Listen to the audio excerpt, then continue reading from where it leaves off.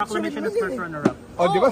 I'm super happy because sumali lang ako sa Miss Universe Philippines, winner na ako. And who would have thought, now, mother, first runner-up sa Miss Universe Philippines. That's a good feat already. And, you know, my family was watching. My daughter is here, still awake.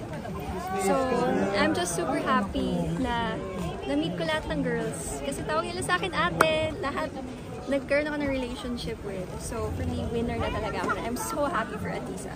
Deserving. Very, very deserving. Will Mother's Day have a different meaning for you now? Actually, it's my birthday on the 4th.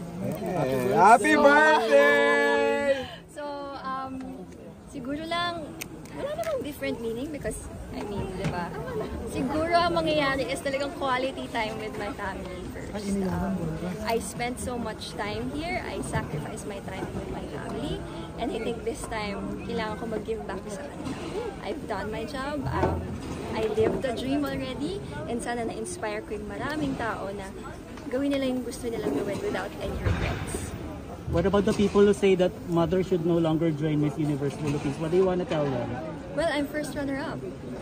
So, malay natin. Baka yung next na sumali maging Miss Universe Philippines. We saw kung paano, like, I'm a mom. We're 4 moms. Sobrang nag-give sila ng best nila. They sacrificed their time to do this and I think we should respect them. And kung may sasali na talagang magaling at pwede maging Miss Universe Philippines, why not? Congratulations to you. Thank you. Advance happy birthday and advance happy Mother's Day. I love you guys.